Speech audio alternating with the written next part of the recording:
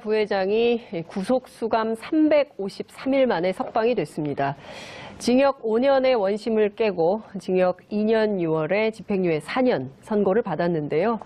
유전무죄, 무전유죄 비판이 나오는 가운데 특검은 즉각 반발했습니다. 오늘 두 분의 전문가 모시고 이번 재판의 문제점을 하나하나 짚어보겠습니다.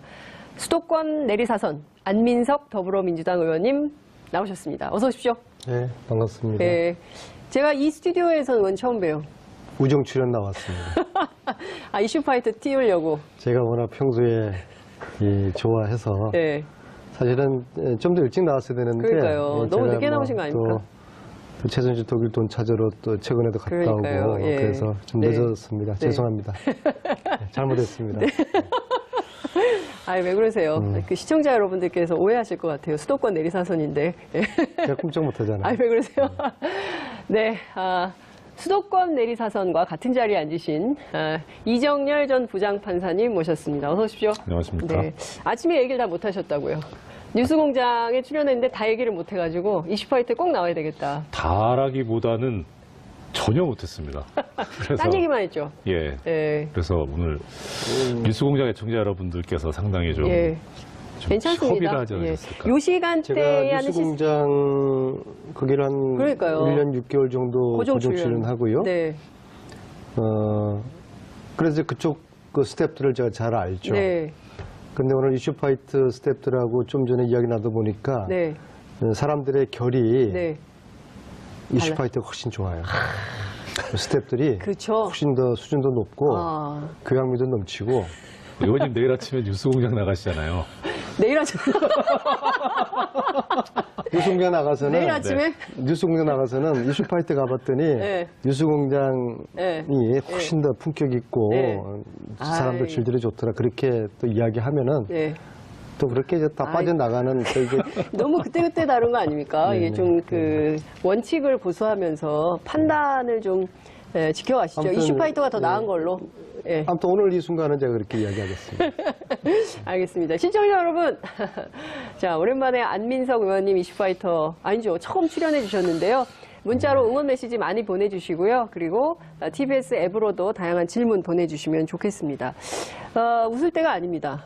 이재용 부회장의 판결 결과에 대해서 많은 국민들께서 어떻게 이럴 수가 있냐. 정말 재벌은 무풍지대구나.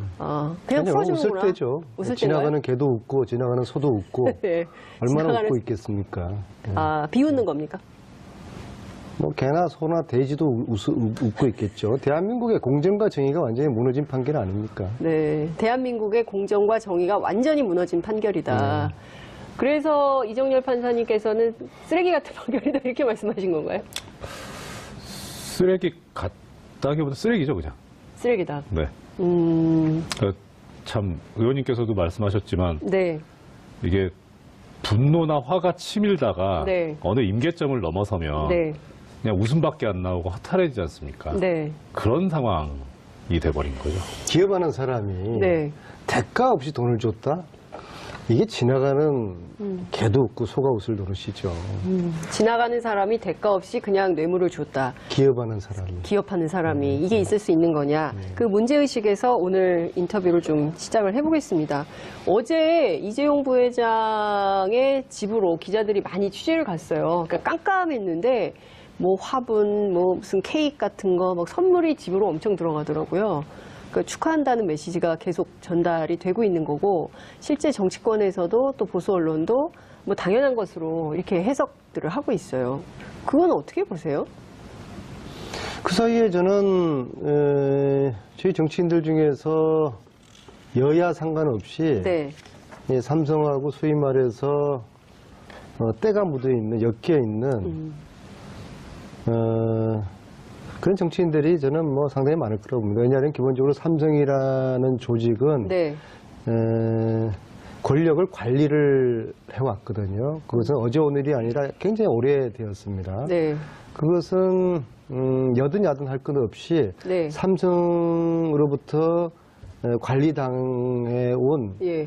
권력을 가지고 있는 국회의원들도 있을 것이고요. 네. 저는 뭐 99% 다는그 말씀드리건데 이거는 여야 가리지 않고 삼성은 해왔을 거라 봅니다. 왜냐하면 삼성 입장에서는 여당은 여당대로 관리의 필요성이 있고 네. 또 야당은 야당대로 나름대로 그런 또 필요를 느낄 테니까는요. 네. 지금 또 여야가 바뀌지 않았습니까? 그래서 지난 오랜 기간 동안에 삼성하고 관계를 맺어온 여야 정치인들의 입장에서도 알게 모르게 네. 이걸 긍정적으로 또 표현하는 네. 그런 분들도 제가 국회에서 좀 전에 만났고요. 아, 또 실제적으로 속으로 또 그렇게 생각하고 계시는 그런 분들도 있을 거라고 봅니다. 저는 단지 제가 여의도에 있기 때문에 네. 국회의원들을 한정해서 이야기를 저는 이제 드리는 겁니다. 여든 야든 관계없이 삼성이 관리해오는 정치인들이 있을 것이다. 국회의원들.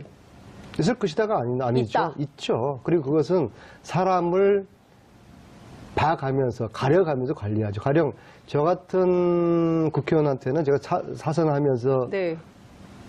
삼성한테 제가 차 한 잔 얻어 마신 적이 없거든요. 네. 저 같은 사람들은 뭐 맞아 통하지도 않을 것이고 네. 그리고 뭐 제가 뭐 주지도 않죠. 그러니까 저 같은 사람들은 때로는 섭섭하기도 하죠. 네. 왜 나한테는 왜 삼성이 한 번도 연락이 안 할까? 제가 그 얘기는 들었어요. 삼성의 고위급 간부가 명품을 가지고 명절 때 찾아온다는 거예요. 이제 선물이죠. 뭐 스카프, 넥타이, 뭐 허리띠, 뭐 이런 벨트, 지갑, 뭐 이런 거. 그러니까 뭐 거절하기도 그렇고 받기도 그런데 나중에 보면 엄청 고가의 선물인 이런 거 받았다가 돌려주거나 이런 사례가 종종 있다 국회 안에. 그리고 이제 삼성은 체계적으로 네. 어떤 한 의원을 로비를 할 필요가 있으면 네. 그 의원을 둘러싼 네트워크를 다 조사를 해요. 네. 그래서 그 회사 직원들, 간부들 중에서 그 의원하고 네트워크를 톡할 수 조사한다. 있는 예. 내부인을 통해서 네. 그 의원을 접촉을 하고 도저히 이거 피할 수 없는 네. 그런 관계에 있는 그런 살다 보면 그렇게 있잖아요, 그죠? 네. 가령 예를 들어가지고 제 친구가 삼성 임원이 있는데 네. 이 친구가 선의로 저한테 해마다 후원을 몇백만 원씩 해줬단 말이에요. 네. 뭐 그런 친구도 없어요. 예. 그런 친구도 없는데 그런 친구를 파악을 해내는 거죠. 그래서 저한테 로비할 필요가 있으면 저한테 로비를 이제 하는 것이죠. 그래서 네. 굉장히 아주 체계적이고 조직적으로 이제 한단 말입니다. 작년에 제가 최순실 국정감사 하면서 네. 아주 황당한 일을 당했어요. 예, 제가 뭐 이름은 밝힐 수가 없지만은 네. 우리 청문위원들 내에서 삼성을 보호하려는 그러한 청문위원이 있었어요. 여당 그때 당시에 여당 당은 야당. 제가 이야기 말씀 못 드리고. 왜요? 그건 알아서 말씀하세요. 확인하시고요. 그래서 여당 아닙니까? 저는 이거 안 된다라고 했는데 네. 그분이 저한테 하는 이야기가 저는 사실 뭐 삼성하고 일가친척 한 명 삼성 직원이 없어요. 네. 그분이 저를 오히려 공격을 하는 게 안 의원이 삼성하고 관련돼 있어가지고 이 사람을 문제 삼는 거 아니냐. 네. 응? 다 알고 있다. 정말 황당한 제가 공격을 받은 적이 있어요. 저는 그분을 의심합니다. 그분이 누군지는 저도 정동원식 논법처럼 예. 요양원 가면 말씀하시려고요? 그럼 그러니까 안 이런 돼요. 식으로 제가 그럼 말씀드리는 게 정동원처럼 비판 이런 받으세요. 식으로 빨리 얘기하세요. 여야 상관없이 넘나들면서 삼성에 네. 아주 조직적이고 체계적인 지금 그런 로비들이 말씀하신 오랫동안 맥락을 좀 있어왔죠. 들어보면 이게 지금 민주당 안에 있는 분이 아닌가라는 생각을 하게 만드셨어요. 그거는 상상에 맡기겠습니다. 상상에 맡긴다. 네.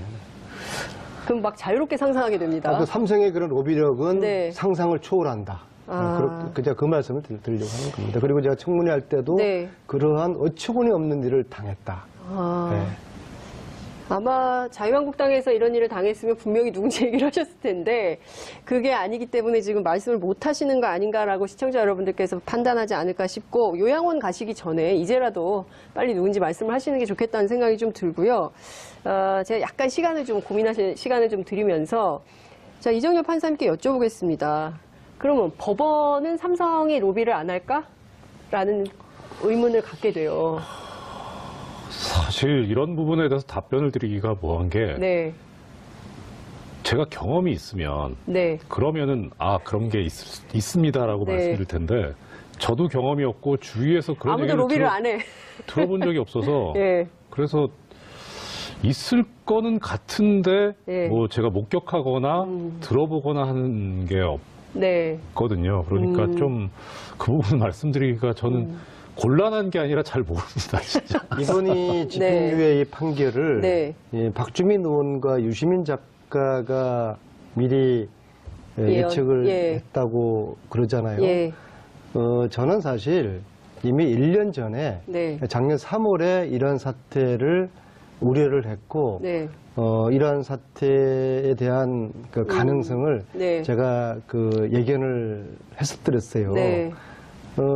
정확하게 3월 20일인데요. 네. 3월 20일 제가 뉴스공장도 여기 같은 교통방송이니까 이야기도 네. 되죠. 예. 3월 3월 20일 날 3월 20일이 목요일 아침입니다. 네. 뉴스공장에 와서 제가 이렇게 이야기를 합니다. 이재용의 재판을 맡고 있는 주심 판사가 그 판사에 대해서 알아봤더니 네. 최순실 후견인의 사위이다. 사위더라. 네. 제가 이걸 어떻게 알았냐면요. 독일 가가지고 네. 최순실을 80년대 도와준 사람을 쭉 추적을 해봤더니 네. 윤모라는 전 그 제독 한인 회장이 있어요. 예. 그런 나이가 70이 됐는데요. 예. 그분을 몇 차례 만나면서 그분이 독일 온 최순실을 만나게 된 게 한국에 있는 임모 교수가 도와주라고 해서 네. 도와주게 됐다는 거예요. 예. 그래서 제가 한국 돌아와서 이게 작년 3월 10일경의 이야기입니다. 그 주 예. 이야기인데요. 예. 한국 돌아와서 임모 교수가 누군지를 쭉 추적을 했더니 사위가 네. 이재용 재판을 맡고 있더라고요. 그래서 이영훈 부장판사죠? 뭐 제가 뭐 이러면 그러면 좀 그럽니다만은 예. 그래서 제가 이 3월 20일 날 뉴스공장 이야기할 때까지 며칠을 제가 고민하고 망설였어요. 왜냐하면은 한 정치인으로서 이재용을 지키려는 이런 업무가 있었다 그러면은 이 네. 업무를 분쇄하는 네. 한 정치인의 시도가 네. 삼성과 싸우는 게 이게 얼마나 무모하고 위험한 일인가에 대한 두려움이 있어서 며칠 동안 고민 끝에 그런데 이 진실은 알려야 되겠다. 왜냐하면은 이재용이가 만약에 이게 뇌물건이 무죄가 되면은 네. 박근혜도 무죄가 되는 거고 최순실도 이게 무죄가 되는 네. 거거든요. 그래서 이거는 어마어마한 그 일이고 국정농단 재판의 핵심이거든요. 이 핵심의 판사가 네. 최순실 후견인의 사위다. 네. 이게 과연 우연의 일치겠는가. 그래서 제가 고심 끝에 네. 용기를 내서 3월 20일 날 목요일 아침에 뉴스공장에서 이 이야기를 합니다. 네. 하니까 저는 판사를 교체하라는 주장도 안 했어요. 이 재판이 공정한 재판이 될지가 염려된다. 그렇게 취지로 이야기를 했는데 네. 그날 오후에 바뀌죠. 법원에서 예. 법원에서 예. 이러한 논평을 냅니다. 네. 그 사람이 그 이제 장인이 네. 정수장학회 이사한 것까지는 맞는데 예. 최순실하고는 상관없다. 저는 정수장학회 이사했다는 거는 몰랐어요. 몰랐다는 거죠. 그런 논평을 법원이 공개한 거라는 네, 거죠. 그런 논평을 내고 예. 다음 날 저는 교체하라는 주장을 한 적이 없는데 다음 날 판사가 교체가 됩니다. 하루 만에. 네. 예. 이게 한 야당 의원이 제기한 문제가 예. 하루 만에 판사를 바꾸는 이게 해방 이후의 판사는 이런 일이 있었을까요? 있어요? 이런 일이 있습니까, 판사님? 뭐 사실 많이는 있습니다. 많이 있어요? 예, 많이. 그러니까 많이? 물론 이제 아니 그러니까 문제 이해관계가 충돌될 때 바꾼다는 당연히 거잖아요. 바꾸죠. 그러면 예. 지금 뉴스공장에서 말씀하셨던 이 이영훈 부장판사가 그것은 맞다는 거 아니에요? 그러면 최순실 후견인의 사위가 맞다는 거 아니에요? 야당 의원이 주장한 게 하루 만에 그러니까 받아들여가지고 그런 경우는 저는 못 봤는데. 드물죠. 예. 그런데 이제 더 제가 무서웠던 것은 놀라웠던 의원님 것은 말씀 죄송한데 예. 사실 의원님께서 큰일을 하셨던 게 예. 의원님께서 문제 제기를 안 하셨으면 몰랐을 겁니다. 그렇죠. 그게 그러니까 큰 저도 거예요. 예. 이 진실을 저만 말 안 했으면 이거 묻어가는 거고 그분이 계속 1심 판결을 내렸을 거라고 저는 네. 보거든요. 그래서 저도 고민 끝에 이야기를 했고 판사가 바뀌었는데 네. 정말 제가 이해가 안 되고 이게 삼성의 힘이구나 느꼈던 게 이 엄청난 일에 대한 보도가 한 건도 안 나옵니다. 왜 그 판사가 처음에 됐는지 예. 그다음에 안민석 의원의 주장으로 하루 만에 왜 다른 판사로 바뀌었는지에 대한 기자들이 언론사에서 궁금할 거 아니에요. 네. 그럼 취재가 들어가야 되고 네. 보도가 됐을 텐데 여기에 대해서 단 한 건의 보도가 없어요. 아니 그런 보도는 있어요. 하루 만에 이영훈 부장판사에서 지금 문제가 되고 있는 정영식 부장판사로 바뀌었다. 그렇죠. 그 이런 보도는 팩트는 나와요. 했죠. 네, 그 팩트는 보도가 나왔어요. 보도가 됐는데 네. 왜 그 판사로 처음에 됐는지, 네. 왜 최순실 후견인의 후견인의 사위가 됐는지, 예. 이게 우연히 된 건지 어떤 과정을 통해 됐는지 예. 제가 알고 있기로는 처음에 그분이 아니었거든요. 아, 그럼 처음에 이영훈 부장판사가 아니었어요? 처음엔 예. 누구였어요? 제가 그러면? 파악하기로는 그분이 아니고 네, 바뀐 걸로 알고 있습니다. 처음에 그리고 조희연 부장판사. 조희연 부장판사. 그리고 조희연 부장이 저기 이재용 1차 구속영장 청구를 기각했던. 예. 그러면 왜 그렇게 그분으로 이모 부장판사로 주심판사 처음에 됐는지, 그 다음에 하루 만에 어찌해서 네. 이게 바뀌게 됐는지, 그런 거에 대한 기자들의 취재가 있어야 되고 보도가 돼야 되잖아요. 그래서 그게 일절 다루지 않는 거 보고서 네. 야, 이게 삼성의 힘이구나라는 네. 것을 제가 절감하게 됐죠. 그리고 어제의 이재용의 집행유예는 저는 네. 그러한 맥락 흐름과 무관치 않다고 봅니다. 그 이후에 법원에서 어떤 일이 있었는지 네. 언론이 주시하지 않고 국민들이 뭐 잘 되겠지, 법원이 정의를 세워주겠지라고 너무 믿었던 것이죠. 네. 근데 지금 보면 국민들의 시각에서 질문을 좀 드리면 조희연 판사, 이영훈 판사, 정영식 판사에 이르기까지 정용식 판사 되기 전에 1심 판사는 다른 분 아니었어요? 그러니까 1심 판사가 지금 네. 말씀하신 조희연 부장판사하고 판사가? 이영훈 부장판사였고 정영식 네. 부장판사는 지금 처음부터 처음부터. 예, 항소심 와서 처음부터 창소심. 했습니다. 그러면 지금 이 상황에서 근데 네. 이제 좀 신기했던 거는 사실 이 정영식 부장판사가 지금 담당하고 있는 형사 13부가 네. 새로 창설된 부예요. 원래 없다가. 아, 그래요? 그래서 언제 이제 창설이 됐어요? 작년인지 재작년인지 제가 모르겠는데 예. 이렇게 뭐 서울고등법원이 업무량이 많아가지고 새로 만들어진 부라고 그렇게 아. 듣기는 했는데 네. 좀 묘하긴 하죠. 하필이면 새로 만들어진 신설된 부에? 또 하필이면 제일 권력과 재벌의 이익을 옹호해왔던 그런 재판부에 배당이 됐다는 게 네. 참 씁쓸하죠. 우연인지 모르겠지만은 근데 뭐 이게 어떤 건지 취재를 좀 해봐야 제가 되겠지만 네, 이렇게 이게 막 뭐- 우리가 음모론으로 접근하는 것은 아닙니다. 아니죠. 아니, 예. 그런데요, 이 어떤 국정농단의 흐름과 과정을 쭉 이렇게 보면요. 네. 야, 이런 우연이 있을까? 결국엔 필연이었더라고요.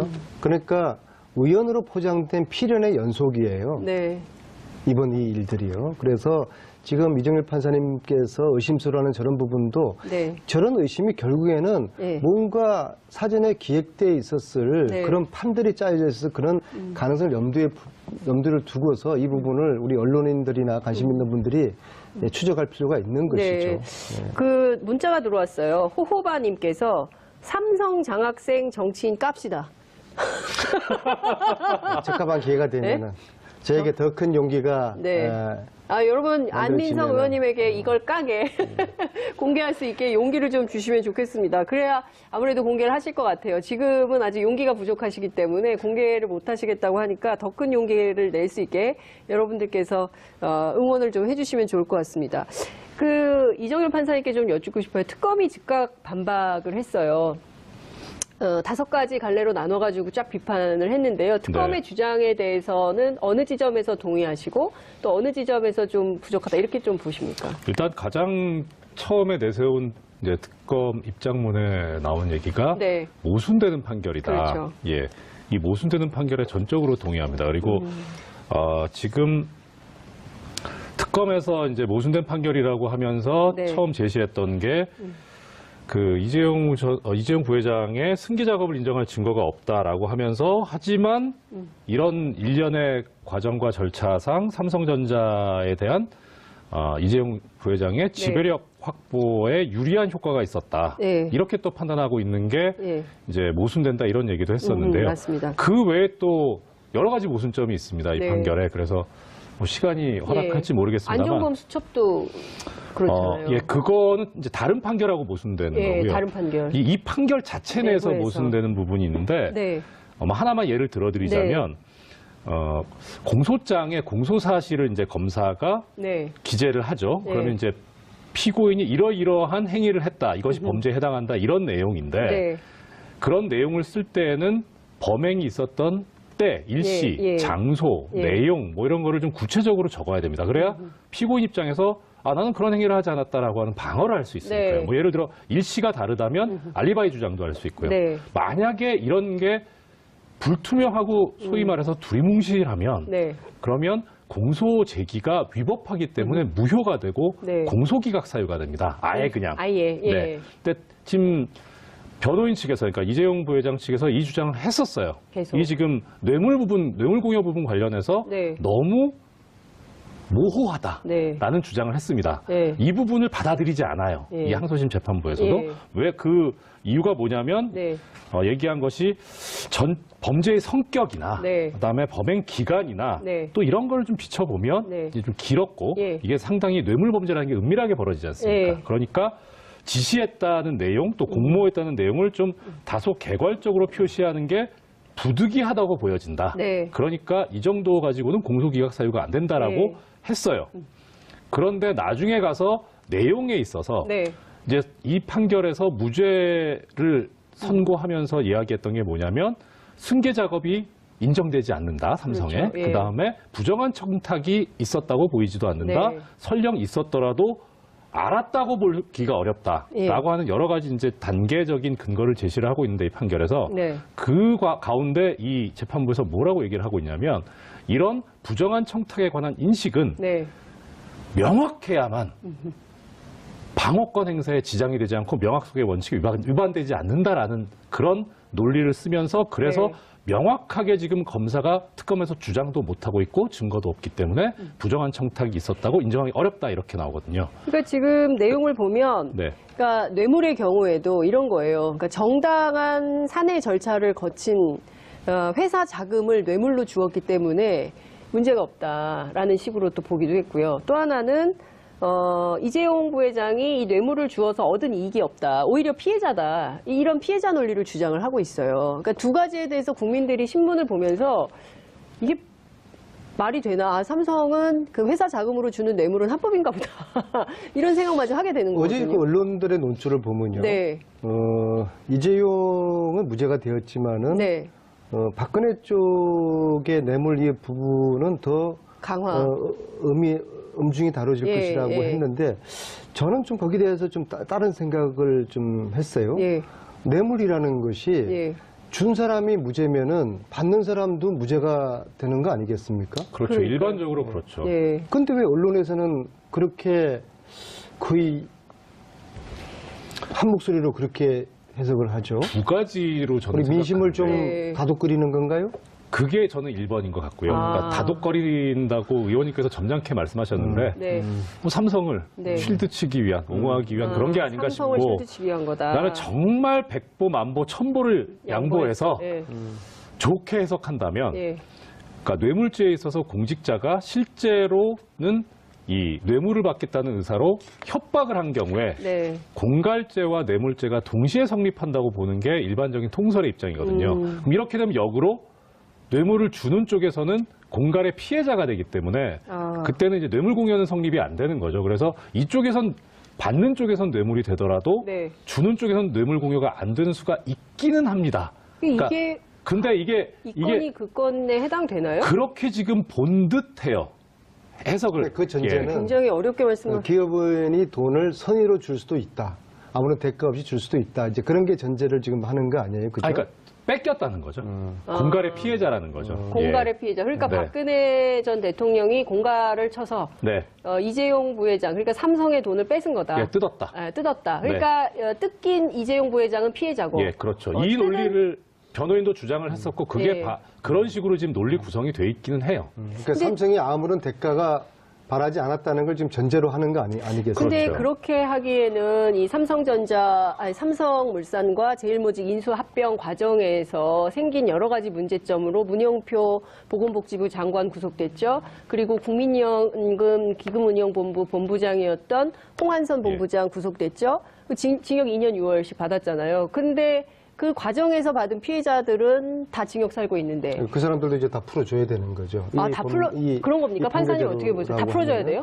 사실 아까 이 판결대로라고 하는 전제를 예. 까셔서 그런데 그렇다면 그렇고 근데 예. 사실 저는 이제 이 판결에 대해서 보면서 뭐 결론에 해당하는 말씀입니다만 네. 크게 뭐 걱정은 안 되는 게 네. 그런 문영표 전 장관이나 홍완선 기금본부장 전 기금본부장 같은 예. 경우는 그런 판결들이 있기 때문에 거기서 예. 본인들이 인정을 했거든요. 예. 그러니까 이게 대법원에 이제 전부 모였을 때 그때 과연 어제 있었던 이 이재용 부회장에 관한 이 대한 판결이 과연 대법원에서 유지될 수 있을 것인가 저는 상당히 회의적으로 보거든요. 대법에서 뒤집어진다. 네, 뒤집어질 거라고 뒤집어질 수밖에 없다. 이렇게. 대법의 판사들은 제대로 판결을 할까요?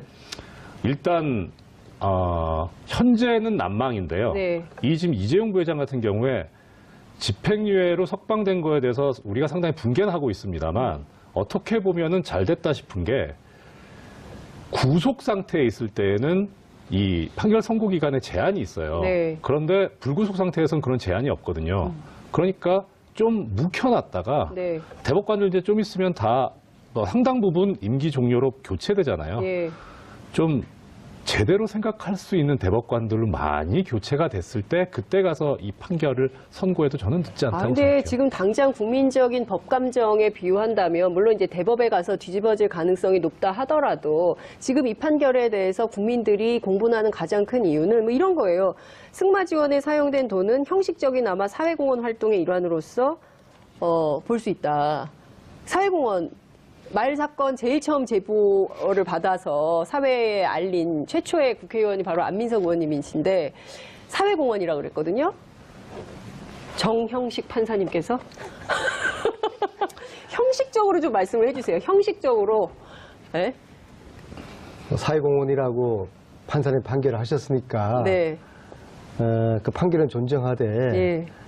국민들 중에서 믿는 사람, 그걸 수용하는 사람이 누가 있겠습니까? 그래서 저는 뭐 법률 전문가는 아니지만은 네. 이 판사의 판결은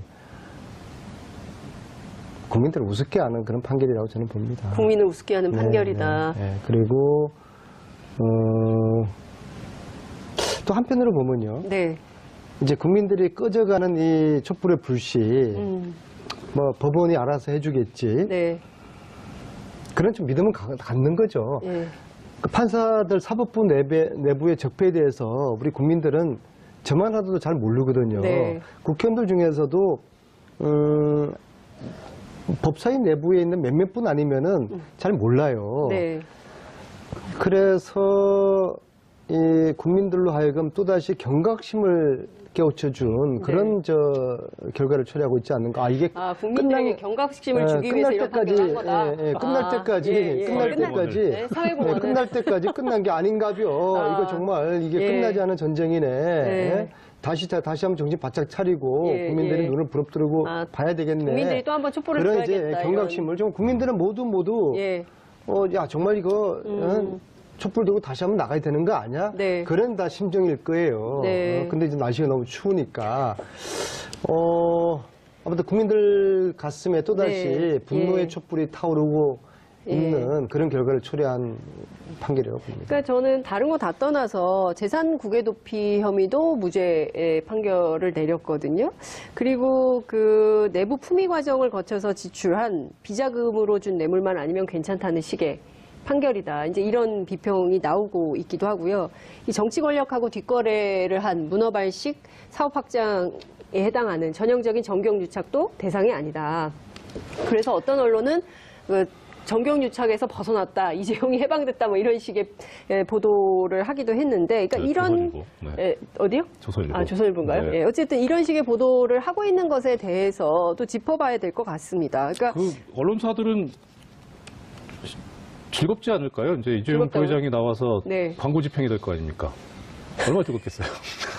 광고 집행이 되면 월급이 오릅니까? 그건 모르겠는데 모르겠죠. 하여튼 경영난이 풀리겠죠. 이 사건에서 제가 예. 따로 하나 말씀드리고 싶은 부분이 네.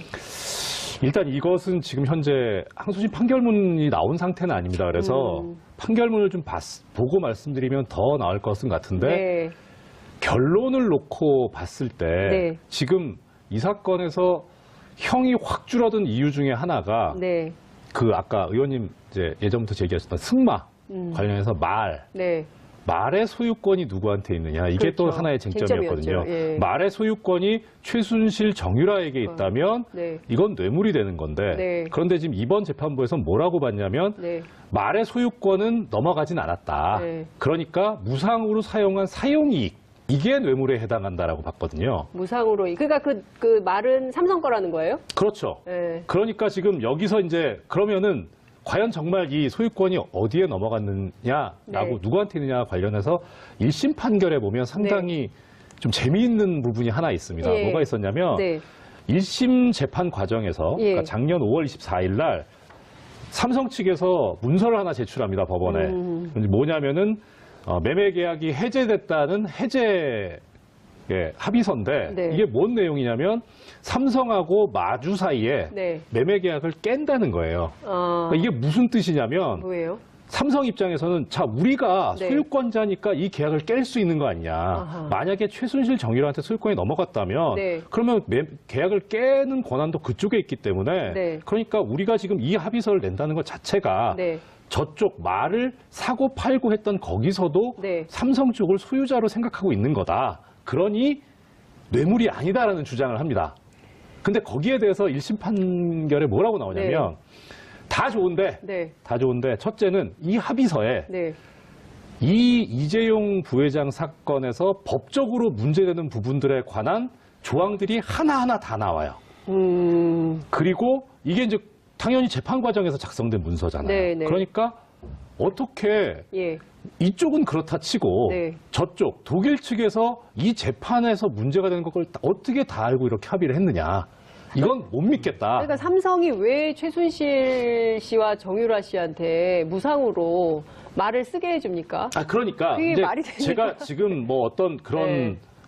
사실관계적인 얘기도 있지만 네. 일단 뭐 저는 이제 어떤 법적인 뭐 네. 증거 관련해서 말씀드리고 있는 네. 건데요. 이래서 여기서 문제가 됐던 게 결국은 삼성이 네. 삼성 측에서 네. 존재하지 않는 사실을 증명하기 위해서 증거를 착출을 한 거예요. 아. 만들어낸 거예요. 근데 이게 지금 항소심 판결대로 소유권이 정유라 최순실에게 있지 않다면 네. 그럼 이 합의서는 어떻게 해석을 할 것이냐. 아. 이게 그럼 정당한 합의서라고 본 거냐. 네. 라는 의문이 좀 있거든요. 그래서 그렇구나. 전 사실 판결문이 아직 나오기 전인데 네. 도대체 이 정영식 부장판사 재판부에서는 이 합의서를 뭐라고 봤을까. 아. 전화해서 아주 물어봐야 궁금합니다. 될 것 같아요. 그리고 예. 최순실 정유라 네. 독일에 말 지운 과정에서 네. 독일에 살고 있는데 지금 네. 그분이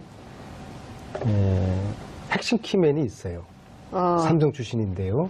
정유라 말 관련해서 핵심 예, 저는 키맨이 지금 이 삼성 전체를 다 독일에 기획했다고 있다. 예. 제가 보는 핵심 키맨이 있어요. 독일에. 네, 삼성 출신이고 지금도 독일 프랑크푸르트 살고 있는데요. 예. 제가 이분 때문에 예. 피하는 자가 범인이다라는 그런 제가 말을 만들었는데요. 집 앞까지 찾아갔어요. 뭐 이런 좀 독일에서? 네. 그런 좀 의혹을 네. 좀 설명을 좀 해달라. 나타나지가 않아요. 도망 다녀요.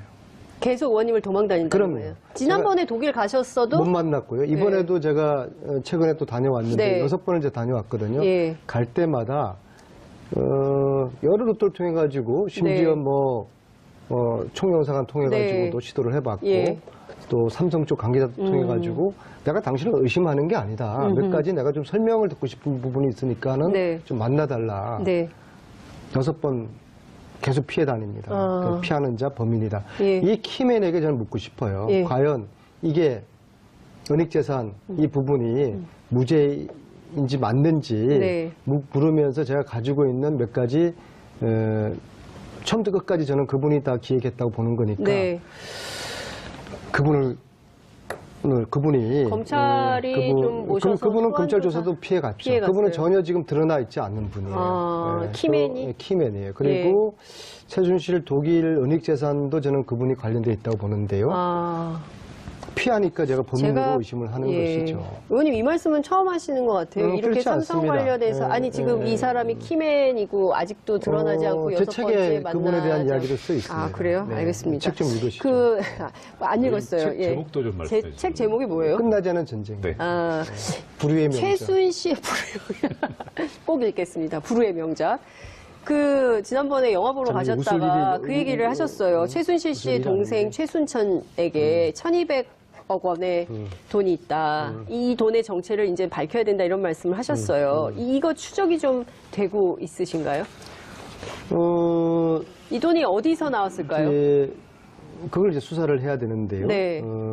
이제 박근혜 대통령 당선 이후에 네. 이제 최순실 여동생이 하고 있는 회사로 네덜란드에서 1,200억이 들어옵니다. 1,200억이. 1,200억 원. 예.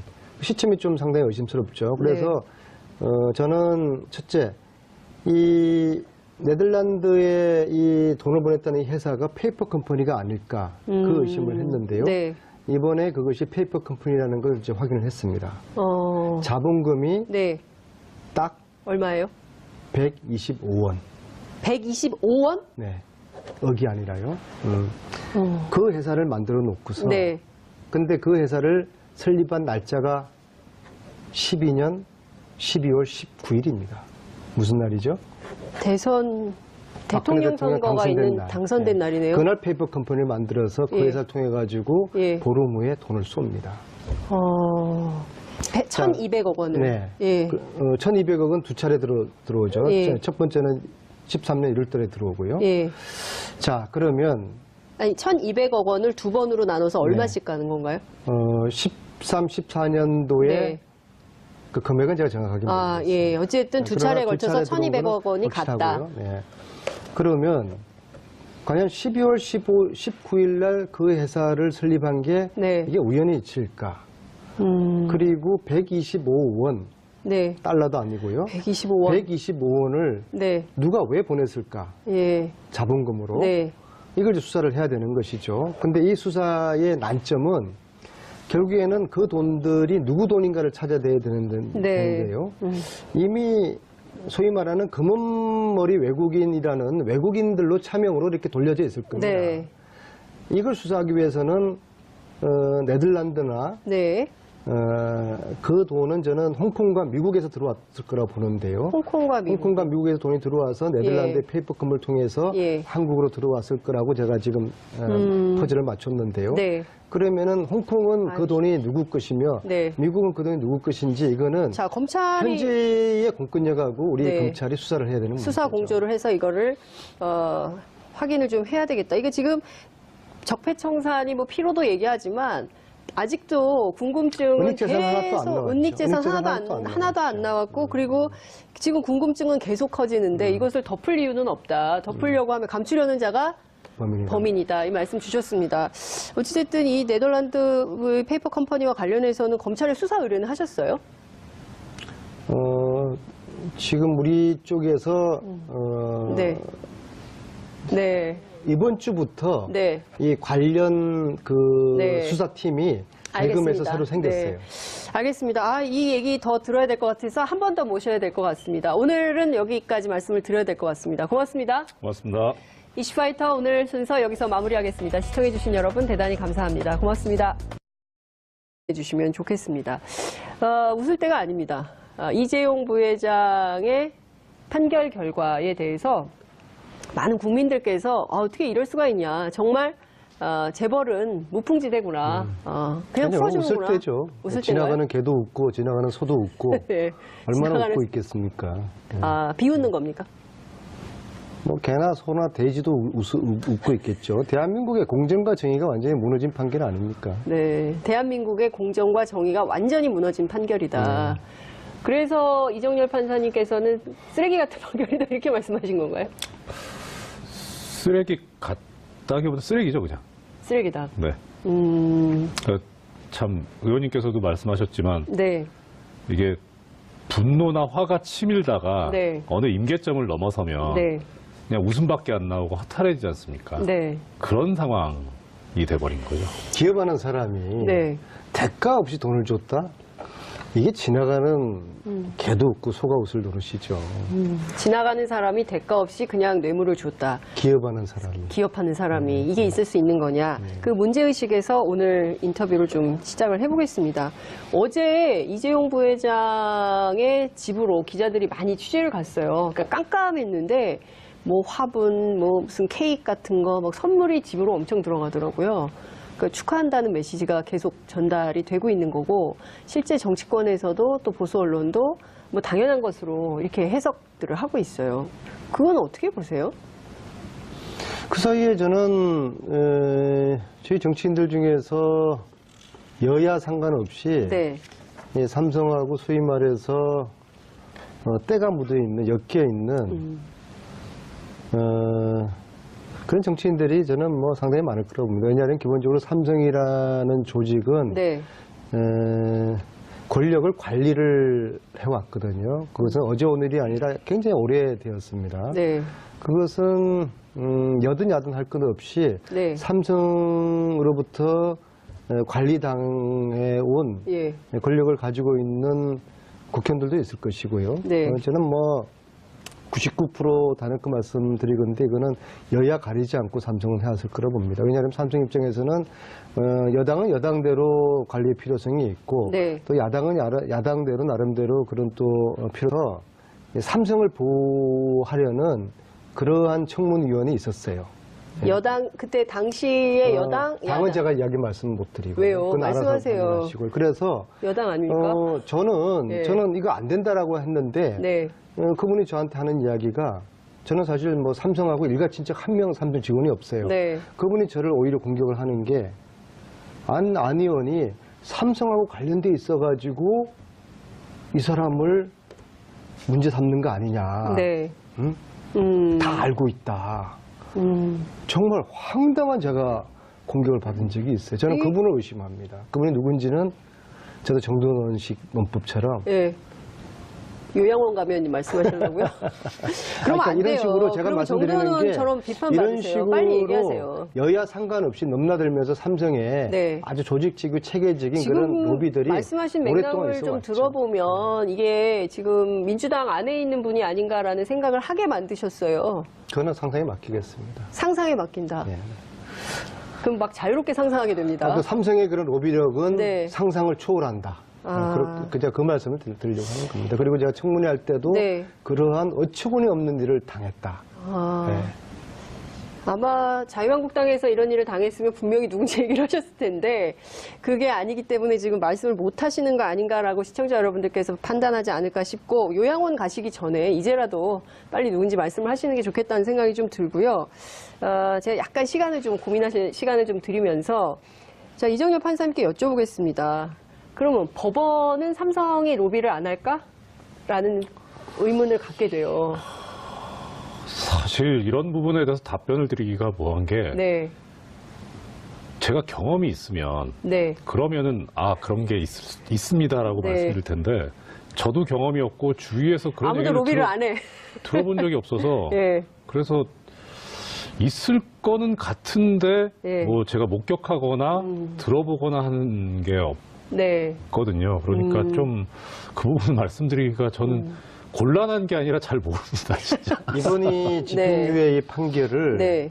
박주민 의원과 유시민 작가가 미리 예측을 예. 했다고 그러잖아요. 예. 저는 사실 이미 1년 전에 네. 작년 3월에 이런 사태를 부회장이 구속 수감 353일 만에 석방이 됐습니다. 징역 5년의 원심을 깨고 징역 2년 6월에 집행유예 4년 선고를 받았는데요. 유전무죄, 무전유죄 비판이 나오는 가운데 특검은 즉각 반발했습니다. 오늘 두 분의 전문가 모시고 이번 재판의 문제점을 하나하나 짚어보겠습니다. 수도권 내리사선 안민석 더불어민주당 의원님 나오셨습니다. 어서 오십시오. 네, 반갑습니다. 네, 제가 이 스튜디오에서는 처음 봬요. 우정 출연 나왔습니다. 이슈파이터 띄우려고. 제가 워낙 평소에 좋아해서 네. 사실은 좀 더 일찍 나왔어야 되는데 그러니까요. 너무 제가 늦게 나오신 거 아닙니까? 또 최순실 독일 돈 찾으러 또 최근에도 갔다 그러니까요. 오고 예. 그래서 좀 네. 늦었습니다. 죄송합니다. 네, 잘못했습니다. 왜 그러세요? 그 시청자 여러분들께서 오해하실 것 같아요. 수도권 내리사선인데. 제가 꿈쩍 못하잖아요. 왜 그러세요? 네, 수도권 내리사선과 같은 자리에 앉으신 이정열 전 부장판사님 모셨습니다. 어서 오십시오. 안녕하십니까. 네, 아침에 얘기를 다 못하셨다고요. 뉴스공장에 출연했는데 다 얘기를 못해가지고 이슈파이터에 꼭 나와야 되겠다. 다라기보다는 전혀 못했습니다. 그래서 딴 얘기만 했죠. 예. 네. 그래서 오늘 뉴스공장 애청자 여러분들께서 상당히 좀, 예. 좀 괜찮습니다. 협의를 하지 예. 않으셨을까. 요 시간대에 제가 하는 뉴스공장 거기를 한 그러니까요. 1년 6개월 정도 고정 출연하고요. 네. 그래서 그쪽 그 스태프들을 제가 잘 알죠. 네. 근데 오늘 이슈파이트 스태프들하고 좀 전에 이야기 나눠 보니까 네. 사람들의 결이 네. 이슈파이트가 훨씬 좋아요. 스태프들이 그렇죠. 훨씬 더 수준도 높고 교양미도 넘치고. 의원님 내일 아침에 뉴스공장 나가시잖아요. 내일 아침에. 뉴스공장 나가서는 내일 아침에? 뉴스공장 나가서는 이슈파이트 가봤더니 네. 뉴스공장이 네. 훨씬 더 품격 있고 네. 사람들 아이. 질들이 좋더라 그렇게 또 이야기하면은 네. 또 그렇게 이제 다 아이. 빠져나가는 또 이게 너무 그때그때 다른 거 아닙니까? 네, 이게 네. 좀 그 원칙을 고수하면서 판단을 좀 지켜가시죠. 아무튼, 이슈파이터가 더 네. 나은 걸로. 예. 아무튼 오늘 이 순간은 제가 그렇게 이야기하겠습니다. 알겠습니다. 시청자 여러분. 자, 오랜만에 안민석 의원님 이슈파이터, 아니죠. 처음 출연해 주셨는데요. 문자로 응원 메시지 많이 보내주시고요. 그리고 TBS 앱으로도 다양한 질문 우려를 했고 네. 이러한 사태에 대한 그 가능성을 네. 제가 그 예견을 했었더랬어요. 네. 정확하게 3월 20일인데요. 네. 3월 20일 제가 뉴스공장도 여기 같은 교통방송이니까 이야기도 네. 되죠. 예. 3월 20일 날 3월 20일이 목요일 아침입니다. 네. 뉴스공장에 와서 제가 이렇게 이야기를 합니다. 이재용의 재판을 맡고 있는 주심 판사가 그 판사에 대해서 알아봤더니 네. 최순실 후견인의 사위이다. 사위더라. 네. 제가 이걸 어떻게 알았냐면요. 독일 가가지고 네. 최순실을 80년대 도와준 사람을 쭉 추적을 해봤더니 네. 윤모라는 전 그 제독 한인 회장이 있어요. 예. 그런 나이가 70이 됐는데요. 예. 그분을 몇 차례 만나면서 그분이 독일 온 최순실을 만나게 된 게 한국에 있는 임모 교수가 도와주라고 해서 네. 도와주게 됐다는 거예요. 예. 그래서 제가 한국 돌아와서 이게 작년 3월 10일경의 이야기입니다. 그 주 예. 이야기인데요. 예. 한국 돌아와서 임모 교수가 누군지를 쭉 추적을 했더니 네. 사위가 이재용 재판을 맡고 있더라고요. 그래서 이영훈 부장판사죠? 뭐 제가 뭐 이러면 그러면 좀 그럽니다만은 예. 그래서 제가 이 3월 20일 날 뉴스공장 이야기할 때까지 며칠을 제가 고민하고 망설였어요. 왜냐하면은 한 정치인으로서 이재용을 지키려는 이런 업무가 있었다 그러면은 네. 이 업무를 분쇄하는 네. 한 정치인의 시도가 네. 삼성과 싸우는 게 이게 얼마나 무모하고 위험한 일인가에 대한 두려움이 있어서 며칠 동안 고민 끝에 그런데 이 진실은 알려야 되겠다. 왜냐하면은 이재용이가 만약에 이게 뇌물건이 무죄가 되면은 네. 박근혜도 무죄가 되는 거고 최순실도 이게 무죄가 되는 거거든요. 네. 그래서 이거는 어마어마한 그 일이고 국정농단 재판의 핵심이거든요. 이 핵심의 판사가 네. 최순실 후견인의 사위다. 네. 이게 과연 우연의 일치겠는가. 그래서 제가 고심 끝에 네. 용기를 내서 3월 20일 날 목요일 아침에 뉴스공장에서 이 이야기를 합니다. 네.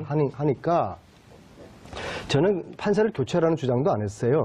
이 재판이 공정한 재판이 될지가 염려된다. 그렇게 취지로 이야기를 했는지를 느낄 테니까는요. 네. 지금 또 여야가 바뀌지 않았습니까? 그래서 지난 오랜 기간 동안에 삼성하고 관계를 맺어온 여야 정치인들의 입장에서도 알게 모르게 네. 이걸 긍정적으로 또 표현하는 네. 그런 분들도 제가 국회에서 좀 전에 만났고요.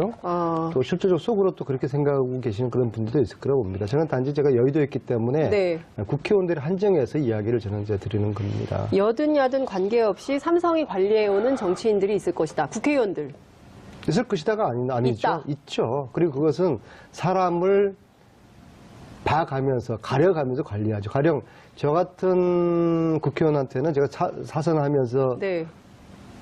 삼성한테 제가 차 한 잔 얻어마신 적이 없거든요. 네. 저 같은 사람들은 뭐 해봤자 통하지도 않을 것이고 네. 그리고 뭐 제가 뭐 주지도 않죠. 그러니까 저 같은 사람들은 때로는 섭섭하기도 하죠. 네. 왜 나한테는 왜 삼성이 한 번도 연락이 안 할까? 제가 그 얘기는 들었어요. 삼성의 고위급 간부가 명품을 가지고 명절 때 찾아온다는 거예요. 이제 선물이죠. 뭐 스카프, 넥타이, 뭐 허리띠, 뭐 이런 벨트, 지갑, 뭐 이런 거. 그러니까 뭐 거절하기도 그렇고 받기도 그런데 나중에 보면 엄청 고가의 선물인 이런 거 받았다가 돌려주거나 이런 사례가 종종 있다 국회 안에. 그리고 이제 삼성은 체계적으로 네. 어떤 한 의원을 로비를 할 필요가 있으면 네.